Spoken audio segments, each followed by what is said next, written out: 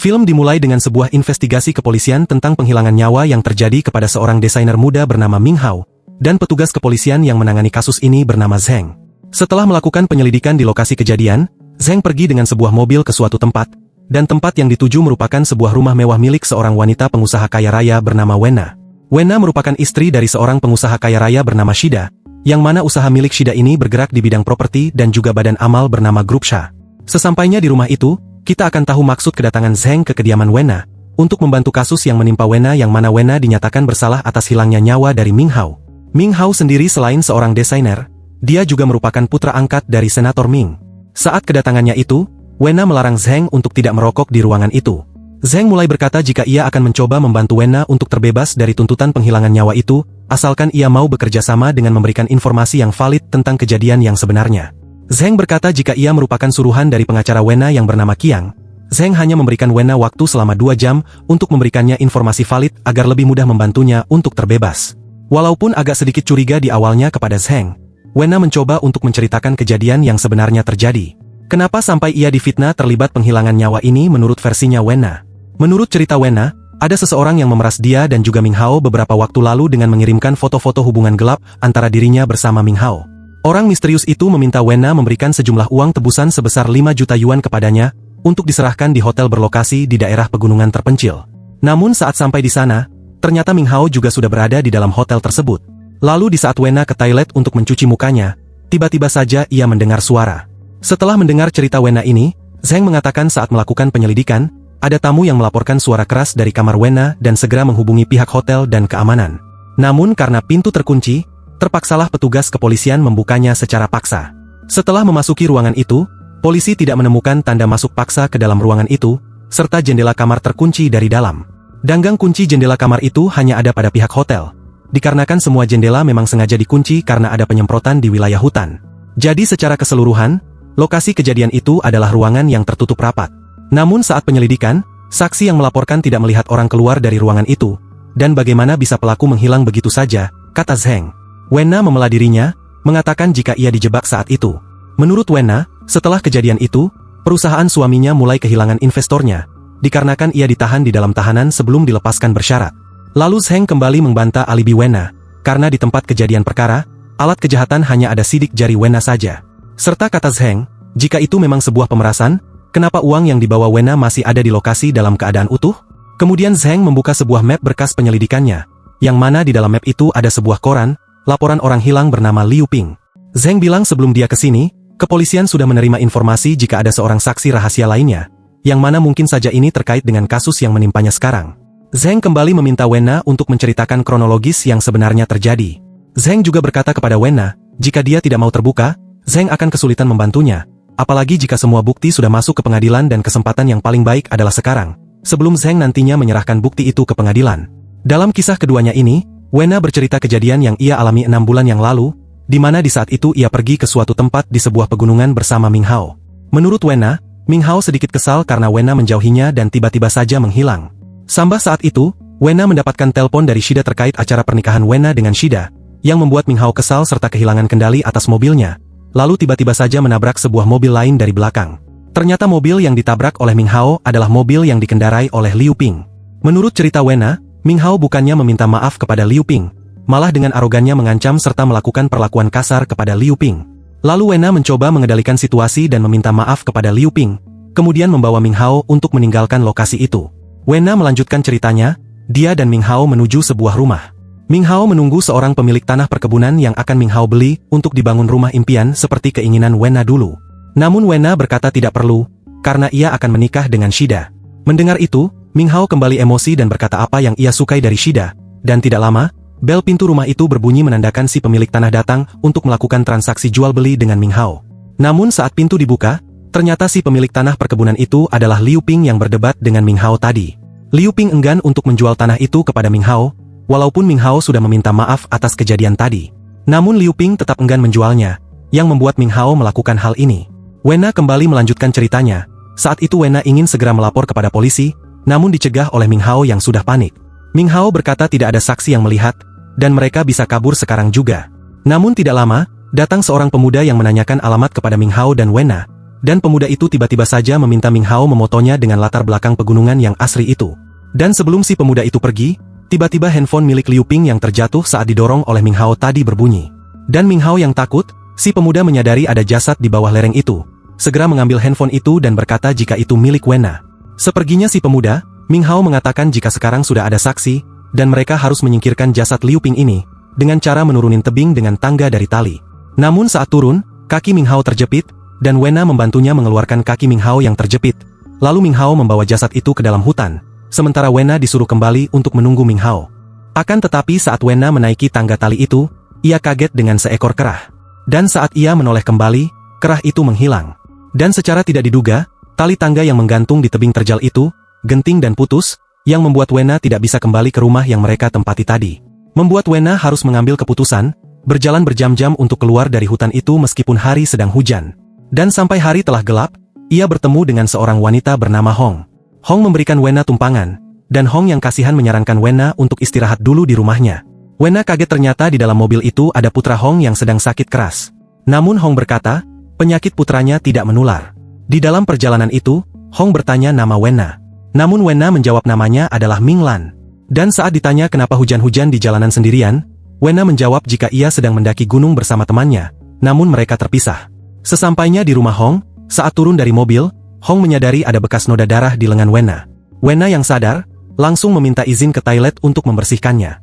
Namun di luar dugaan, ternyata Hong ini sangat baik, bahkan menyiapkan obat luka untuk Wenna.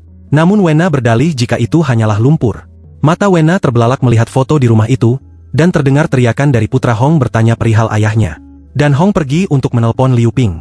Wenna yang langsung cemas karena handphone milik Liu Ping ada padanya. Dengan sigap membuang handphone itu ke balik bantal, dan Hong datang untuk bertanya. Wenna meminta izin untuk pergi, dan tidak berapa lama ia menemukan sebuah telepon umum, dan segera menelpon Ming Hao. Tidak beberapa lama, Ming Hao datang menjemput Wenna.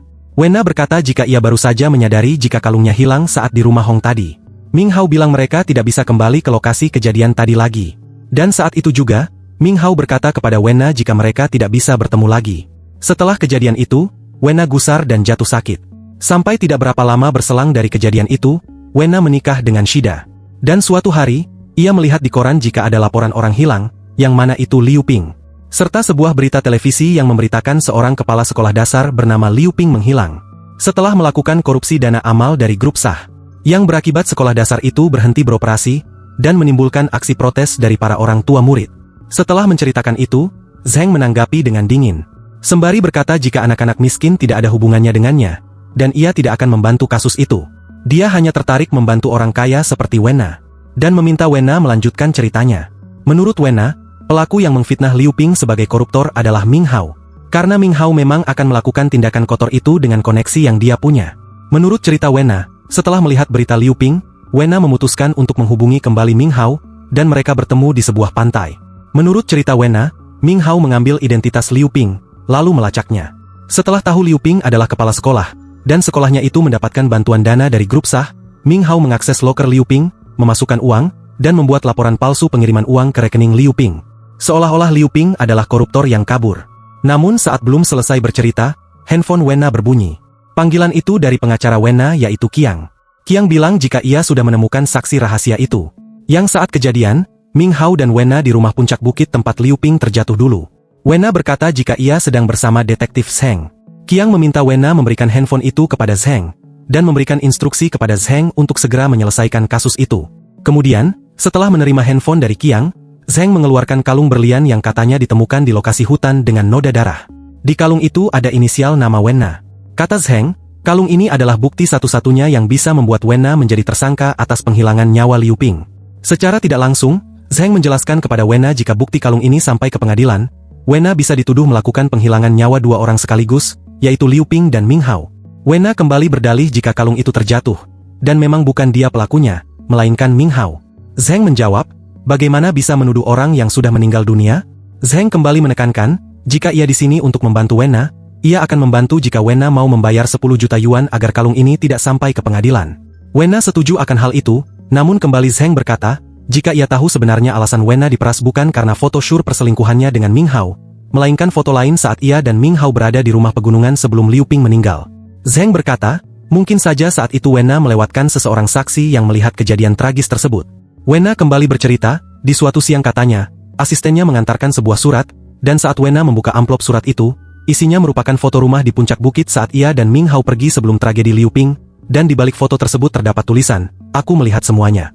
Kemudian, tidak lama setelah melihat foto dan tulisan tersebut, sebuah nomor tidak dikenal menelpon Wena, dengan nada mengancam, jika ingin rahasia mereka terjaga, siapkan uang tunai 5 juta yuan, dan serahkan di sebuah hotel dengan nomor kamar 0706. Saat Wena memasuki kamar itu, ternyata sudah ada Ming Hao yang menunggu di sana. Menurut cerita Wena, di saat itu, Wena sadar, jika orang misterius yang tadi menelponnya, juga mengajak Ming Hao bertemu di ruangan tersebut. Mendengar cerita Wena, Zheng menganalisanya dan berkata, berarti bisa jadi, orang yang memeras Wena dan orang yang menjebak Wena, merupakan orang yang sama dengan pria saat itu yang melihat kejadian Wena dan Ming Hao di rumah puncak bukit. Wena tersadar, jika pria saat mereka bertemu di rumah puncak tersebut, bisa saja mengetahui jika ada yang aneh. Makanya, si pria meminta Ming Hao memfoto dirinya, yang membelakangi tempat jatuhnya Liu Ping, serta saat Wena naik tangga dari tali, yang ia lihat bukanlah monyet, melainkan si pria tadi yang kembali. Wena berkata kepada Zheng, pria itulah yang memeras dan menjebak Wena. Namun, semua tuduhan Wena itu dipatahkan Zheng dengan berkata, jika pria itu hanya ingin memeras Wena, kenapa ia berbuat tragis kepada Ming Hao? Jika tujuannya uang, kenapa uangnya tidak diambil? Lalu, bagaimana si pria itu bisa keluar dari ruangan yang tertutup rapat tersebut? Zheng kemudian bercerita dari versi sudut pandangnya sendiri. Di saat kejadian unjuk rasa terhadap Liu Ping karena berita korupsi sekolah dari grup Sa tempoh lalu, para orang tua siswa juga unjuk rasa di depan kantor kepolisian, dan menurut penuturan Zheng, ia baru saja menjabat sebagai kepala kepolisian di daerah tersebut. Di dalam kantor kepolisian, sudah ada Hong yang merupakan istri Liu Ping dan putra mereka. Saat itu, Hong dan putranya sedang dimintai keterangan tentang dana korupsi dan kemana hilangnya Liu Ping. Namun dengan kuku, Hong dan putranya menjawab tidak mungkin Liu Ping melakukan hal itu. Serta Hong beranggapan jika seorang wanita datang ke rumah mereka, dan di saat wanita itu datang, Hong menemukan handphone milik Liu Ping. Liu Ping tidak pernah meninggalkan handphonenya. Zheng berkata saat di kediaman Liu Ping kepada Hong dan putranya, untuk melakukan pencarian, butuh biaya. Jika ingin cepat, keluarkan saja sebagian uang hasil korupsi Liu Ping untuk melakukan pencariannya. Hong bersikeras suaminya bukan orang seperti itu. Karena Liu Ping terkenal baik dan suka membantu orang lain. Serta keterangan dari anaknya, jika ayahnya bahkan sampai menggarap tanah kosong yang mereka miliki, hanya untuk menyambung hidup, karena gaji ayahnya sebagian digunakan untuk membantu sekolah dan siswa yang miskin. Padahal kondisi Liu Ping saat itu masih belum pulih, pasca Liu Ping mendonorkan ginjalnya kepada putranya itu. Zheng melanjutkan kisahnya, saat mendengar cerita Hong dan putranya, Zheng berpura-pura percaya untuk mengambil hati Hong dan putranya.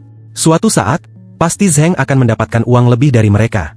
Saat Zheng menerima handphone milik Liu Ping, ia meninggalkan kediaman Liu Ping. Namun saat di luar rumah, akan menaiki mobilnya, Zheng sadar ada bekas kecelakaan lalu lintas di bagian belakang mobil milik Liu Ping.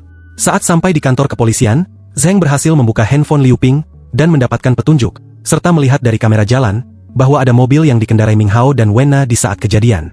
Zheng mencari tahu tanda di mobil yang ia lihat, yang ternyata merupakan mobil sewaan. Lalu Zheng menyamakan mobil dan jalan dengan yang difoto Liu Ping. Setelah itu, Zheng menyisir kejadian laka lantas, dan menemukan pecahan kaca lampu belakang milik Liu Ping di lokasi laka lantas, dan menerima informasi penyewa mobil minibus silver saat itu, bernama Minglan.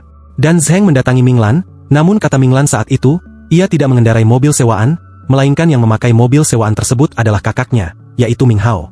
Zheng melanjutkan, mulai dari temuannya di laka lantas, Zheng mulai membutuhi setiap gerak-gerik Hong, sampai pada tanggal 16 Juni. Kata Zheng, saat sebuah pesta, Wena mendapatkan sebuah kartu dari kapal pesiar, dan meminta Wena mengkonfirmasi apakah itu benar. Lalu kita akan diperlihatkan yang terjadi di tanggal 16 Juni itu. Wena dipanggil oleh asistennya, yang mengatakan, jika ada seorang anggota grup kapal pesiar yang ingin bertemu, dan saat ia menemui orang yang dimaksud, ternyata tidak lain adalah Hong. Hong mencerca Wena dengan banyak pertanyaan, serta juga mengatakan, kenapa Wena berbohong mengaku bernama Minglan, yang intinya menyudutkan Wena atas hilangnya Liu Ping. Di saat itulah, Zheng berasumsi jika Honglah yang menjebak, dan merencanakan semua kejadian ini.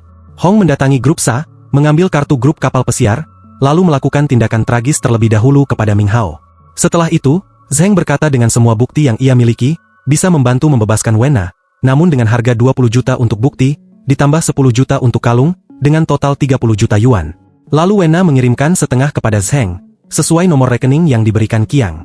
Sementara Zheng melihat-lihat lukisan di rumah Wena, Wena mengirim pesan kepada Qiang bertanya bagaimana hasilnya, namun belum ada balasan dari Qiang. Kemudian Zheng memberikan sebuah foto kepada Wena, di dalam foto itu, terdapat wajah Hong yang memang bekerja di hotel, tempat Wena menyerahkan uang saat tragedi penangkapan Wena di hotel tersebut. Dengan Zheng memberikan ilustrasi, jika memang ada seorang yang diduga sebagai pelaku penghilangan nyawa Ming Hao, yang hilang dari lokasi kejadian.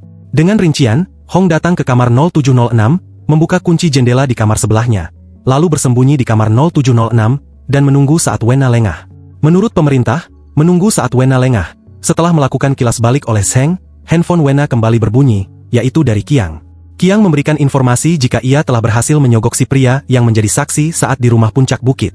Zheng yang tahu itu, langsung menyerah dari kamar 0706. Kenapa dia tidak memberitahu jika telah menemukan si saksi rahasia? Wena menjawabnya, jika semua bukti ada di kepolisian. Sementara Wena sendiri belum yakin, kalau Zheng ini bisa diandalkan untuk melepaskannya dari tuduhan penghilangan nyawa Ming Hao. Semua tuduhan bisa diatur, kata Zheng. Namun mereka masih kehilangan satu hal penting, yaitu membuktikan jika Ming Hao lah yang bertanggung jawab atas tragedi Liu Ping. Zheng menjelaskan, mereka harus tahu di mana lokasi jenazah Liu Ping untuk meletakkan barang milik Ming Hao di atas jenazah itu. Namun Wena kembali berdalih, jika ia tidak tahu di mana lokasi mayatnya Liu Ping, yang tahu hanyalah Ming Hao, karena Ming Hao lah yang membawa mayat Liu Ping.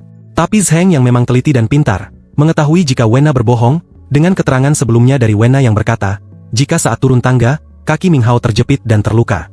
Bagaimana mungkin Ming Hao dapat membawa jasad Liu Ping dalam keadaan terluka begitu? Di saat itulah, Zheng mengatakan, kronologis yang masuk akal yang sebenarnya terjadi, ternyata semua yang diceritakan oleh Wena adalah manipulatif. Semuanya, dari ia yang tulus mengurus anak miskin, sebenarnya tidak.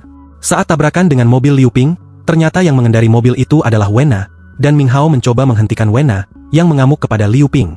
Dan saat di dalam rumah di puncak bukit, yang mendorong Liu Ping juga adalah Wena, dan Wena lah yang membawa jasad Liu Ping ke dalam hutan. Serta Zheng juga menjelaskan, Ming Hao bertemu dengan Wena di pantai. Wena memberitahu, jika Wena mengambil identitas Liu Ping, lalu menjebaknya dalam skandal korupsi.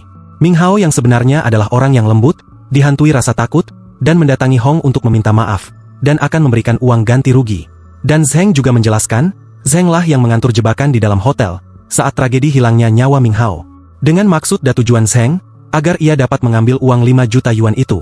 Lalu Zheng juga menjelaskan, yang melakukan perbuatan tragis itu adalah Wena sendiri, kepada Ming Hao, karena Ming Hao mengajak Wena menyerahkan diri bersamanya, serta mengancam, jika ia sedang merekam percakapan mereka. Tetapi saat Ming Hao sudah tidak bernyawa, Ming Hao tidak merekam, dan hanya menggertak. Mendengar penjelasan Zheng, Wena tidak terima, dan mengatakan bagaimana dengan foto di saat penangkapannya ini. Ini bukti jika yang mengakhiri hidup Ming Hao, dan menjebak Wena adalah Hong. Di saat itulah, Zheng berkata, jika itu hanyalah foto editan, membuat Wena tidak dapat menghindari semuanya kenyataan lagi. Zheng kembali menegaskan, hanya Zheng lah yang dapat membalikan keadaan saat ini. Zheng memberikan kesempatan terakhir kepada Wena, untuk memberitahu di mana jasad Liu Ping disembunyikan, agar nantinya, Zheng dapat meletakkan salah satu barang Ming Hao di lokasi itu, dan Wena akan terbebas. Wena pun akhirnya mengakui semua perbuatannya kepada Zheng, dan ialah yang bertanggung jawab atas tragedi Ming Hao dan Liu Ping. Lalu Wena memberitahu lokasi jasad Liu Ping kepada Zheng. Namun tidak lama, datang telepon dari Qiang yang memberi kabar, jika ia ditangkap oleh kepolisian, karena tertangkap tangan menyogok saksi. Lalu Zheng menawarkan harga lebih tinggi kepada Wena, yaitu 100 juta yuan. Wena harus menerima harga itu, dan akan mengirimkan setengahnya dulu ke rekening Zheng. Wena berkata cepat kembali bekerja, dan selesaikan masalah ini. Zheng keluar rumah Wena dan meninggalkan rokoknya di asbak. Selepas Zheng pergi, Wena melihat kejanggalan dari rokok milik Zheng, yang mana ternyata rokok itu adalah alat perekam. Wena langsung berlari keluar mengejar Zheng. Di luar rumahnya, dia langsung ditangkap oleh polisi. Namun Wena masih beralibi, jika Zheng terlibat dengan bukti transferan kepada Zheng. Akan tetapi ternyata, yang menangkapnya itu adalah Zheng yang sebenarnya. Dan orang yang selama 2 jam tadi dengan Wena, sebenarnya adalah anak Hong, yang menyamar menjadi polisi menggunakan nama Zheng, dan bekerja sama dengan Zheng yang asli untuk menangkap dan mengadili Wena.